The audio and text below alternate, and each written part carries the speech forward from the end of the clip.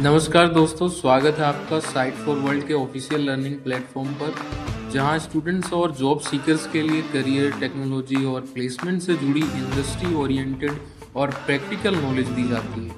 अगर आप अपनी स्किल्स को नेक्स्ट लेवल तक ले जाना चाहते हैं तो आप बिल्कुल सही जगह पर आए हो। चलिए शुरू करते हैं आज का इम्पोर्टेंट सेशन। नमस्ते। कभी सोचा है कि एक प्रोग्रामिंग लैंग्वेज ऐसी भी हो सकती है जिसका मकसद मशीन को खुश करना नहीं, बल्कि उस डेवलपर को खुश करना हो जो कोड लिख रहा है। हाँ, आज हम ऐसी ही एक अनोखी लैंग्वेज रूबी को एक्सप्लोर करने वाले हैं। रूबी के क्रिएटर हैं युकिहिरो मात्सुमोटो, जिनको मैट्स भी कहते हैं। और उनका ये कोड ना सब कुछ कह देता है। उनका गोल सिर्फ एक टूल बनाना था ही नहीं, वो चाहते थे कि रूबी के साथ प्रोग्रामिंग एक क्रिएटिव, एक एंजॉयबल प्रोसेस बने। और सच कहूं तो यही फन वाला फैक्टर रूबी को बाकी सबसे अलग खड़ा करता है। तो यही है रूबी की core philosophy, a language for happiness. और सुनो, ये सिर्फ कोई मार्केटिंग स्लोगन नहीं है। एक्चुअली इसके हर एक फीचर के डिजाइन के पीछे यही गाइडिंग प्रिंसिपल है। देखो, ज्यादातर लैंग्वेजेस मशीन की एफिशिएंसी के लिए ऑप्टिमाइज की जाती है, राइट? लेकिन रूबी ने एक बिल्कुल अलग सवाल पूछा। क्या होगा अगर हम इंसान की प्रोडक्टिविटी और खुशी को प्रायोरिटी दे? बस इसी एक सोच से रूबी का जन्म हुआ। तो आखिर इस प्रोग्रामर हैप्पीनेस फिलॉसफी के पीछे के मेन प्रिंसिपल्स क्या हैं? चलो इसको थोड़ा डिटेल में देखते हैं। प्रोग्रामिंग रूबी बुक की ये लाइन ना इस फिलॉसफी को बिल्कुल परफेक्ट तरीके से समझाती है। सोचो, एक अच्छी लैंग्वेज वो है जो आपके रास्ते से हट जाए, ताकि आप एक्चुअल प्रॉब्लम सॉल्व कर सको, ना कि लैंग्वेज के सिंटैक्स से लड़ते रहो। रूबी का सिंटैक्स इतना इंट्यूटिव है कि आपका पूरा फोकस बिजनेस लॉजिक पर रहता है, ना कि सेमीकोलन और ब्रैकेट्स पर। इस पूरी फिलॉसफी की जो नींव है वो एक बहुत ही सिंपल लेकिन उतना ही पावरफुल आइडिया है। और वो आइडिया ये है, रूबी में हर चीज एक ऑब्जेक्ट है, एवरीथिंग। यही कॉन्सेप्ट रूबी के पूरे डिजाइन को शेप करता है, और इसकी सिंप्लिसिटी का सबसे बड़ा राज भी यही है। तो चलो अब देखते हैं कि ये एवरीथिंग इज एन ऑब्जेक्ट वाला प्रिंसिपल रूबी के सिंटैक्स और फीचर्स को एक्चुअली में इतना एलिगेंट और पावरफुल बनाता कैसे है। इसको ना ऐसे समझो, रूबी में एक सिंपल सा नंबर जैसे कि 5 वो सिर्फ एक वैल्यू नहीं, वो एक पूरा ऑब्जेक्ट है जिसके पास अपनी खुद की पावर्स हैं, मतलब अपने मेथड्स हैं। जैसे नंबर 5 को खुद पता है कि उसके साथ क्या क्या ऑपरेशंस किए जा सकते हैं। Kinda cool, right? और ये देखो, ये छोटा सा कोड इसका लाइव प्रूफ है। हम यहां नंबर 1 से पूछ रहे हैं, हे तुम्हारी क्लास क्या है? और वो जवाब देता है फिक्स नम। ये चीज प्रूफ करती है कि रूबी नंबर्स को भी फर्स्ट क्लास सिटीजन मानती है, एक प्रॉपर ऑब्जेक्ट। और इसका फायदा क्या है? क्योंकि हर चीज एक ऑब्जेक्ट है, हम उन पर सीधे इंग्लिश जैसे कमांड्स चला सकते हैं। और शायद यही वजह है कि रूबी का कोड पढ़ना कभी-कभी एक कहानी पढ़ने जैसा लगता है। It's that readable. ये क्लासिक रूबी एग्जाम्पल देखो, 3 डॉट टाइम्स। इसे पढ़ते ही, लिटरली पढ़ते ही समझ आ जाता है कि ये कोड ब्लॉक 3 बार चलने वाला है, कोई गेस वर्क नहीं। यही है रूबी की सिंटैक्टिक एलिगेंस, कोड जो खुद को एक्सप्लेन करता है।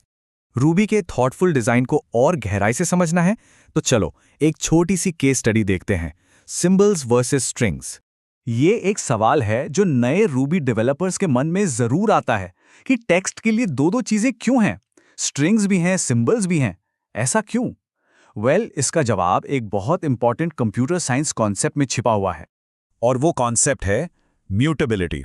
सिंपल भाषा में, क्या एक ऑब्जेक्ट को बनाने के बाद बदला जा सकता है या नहीं? स्ट्रिंग्स और सिंबल्स के बीच का सबसे बड़ा फर्क यही है। चलो इसको एक एनालॉजी से सोचते हैं। एक स्ट्रिंग ना वो गीली मिट्टी जैसी है, म्यूटेबल, आप उससे कोई भी शेप दे सकते हो, बदल सकते हो। वहीं दूसरी तरफ एक सिंबल, वो पत्थर पर लिखे हुए नाम जैसा है, इम्यूटेबल, एक परमानेंट आइडेंटिफायर जो कभी नहीं बदलेगा। तो इससे परफॉर्मेंस पर क्या फर्क पड़ता है? देखो, क्योंकि सिंबल्स इम्यूटेबल हैं, रूबी को पता है कि वो कभी बदलेंगे नहीं। इसलिए अगर हम एक ही सिंबल को 1000 बार भी यूज करें तो मेमोरी में उसकी सिर्फ एक ही कॉपी बनेगी, सिर्फ एक। इससे वो स्ट्रिंग्स के कंपैरिजन में बहुत ज्यादा मेमोरी एफिशिएंट हो जाते हैं। और ये टेबल ये इस कॉन्सेप्ट को बिल्कुल क्रिस्टल क्लियर कर देगा। ध्यान से देखो, जब हम सिंबल फू बार की ऑब्जेक्ट आईडी चेक करते हैं तो वो दोनों बार सेम है। इसका मतलब क्या? मेमोरी में सिर्फ एक ऑब्जेक्ट है। लेकिन जब हम स्ट्रिंग फू बार के लिए चेक करते हैं तो हर बार एक नई ऑब्जेक्ट आईडी मिलती है, यानी हर बार एक नया ऑब्जेक्ट बन रहा है। Huge difference. तो अब तक हमने देखा कि रूबी एक कितनी एलिगेंट लैंग्वेज है, राइट? लेकिन इस एलिगेंस का असली जादू तो तब दिखा जब इसने वेब डेवलपमेंट की दुनिया में लिटरली एक क्रांति ला दी। रूबी की यही सिंप्लिसिटी, यही एलिगेंस और डेवलपर प्रोडक्टिविटी, ये सब एक परफेक्ट फाउंडेशन बने वेब फ्रेमवर्क्स के लिए। और इसी फाउंडेशन पर तैयार हुआ Ruby on rails. Ruby on rails ने वेब डेवलपमेंट को हमेशा के लिए बदल के रख दिया। इसने दो बहुत ही पावरफुल आइडियाज को पॉपुलराइज किया। पहला, कन्वेंशन ओवर कॉन्फ़िगरेशन, जिसका मतलब है कम कॉन्फ़िगरेशन करो, ज्यादा काम करो। और दूसरा, डोंट रिपीट योरसेल्फ, यानी DRY। आसान शब्दों में कोड को बार बार रिपीट मत करो। लेकिन रूबी का असर सिर्फ रेल्स तक ही सीमित नहीं है। रूबी के जो कोर आइडियाज हैं, उनका इन्फ्लुएंस आज भी पूरी प्रोग्रामिंग वर्ल्ड में महसूस किया जा सकता है। इसका एक सबसे बेस्ट एग्जाम्पल है एक कॉन्सेप्ट जिसे कहते हैं डक टाइपिंग। और ये एक ऐसा कॉन्सेप्ट है जिसे रूबी ने ही मेन स्ट्रीम बनाया था। ये कोड ना डक टाइपिंग का पूरा एसेंस है। रूबी का अप्रोच ये है कि अगर कोई चीज डक की तरह चलती है और डक की तरह आवाज करती है तो भाई मेरे लिए वो एक डक है। सिंपल। प्रोग्रामिंग की भाषा में इसका मतलब है कि हम इसकी परवाह नहीं करते कि ऑब्जेक्ट का टाइप क्या है, हम बस उसके बिहेवियर की परवाह करते हैं। इससे कोड बहुत ज्यादा फ्लेक्सिबल हो जाता है। तो आज हमने रूबी के जरिए एक बिल्कुल अलग नजरिया देखा। एक ऐसा नजरिया जो मशीन की स्पीड से ज्यादा इंसान की क्रिएटिविटी और उसकी खुशी को इंपॉर्टेंस देता है। और ये हमें एक बहुत जरूरी सवाल के साथ छोड़ जाता है। एक ऐसी दुनिया में जहां हर कोई सिर्फ परफॉर्मेंस और स्पीड के पीछे भाग रहा है, वहां एक डेवलपर की खुशी, उसकी जॉय की असल कीमत क्या है? सोचने वाली बात है।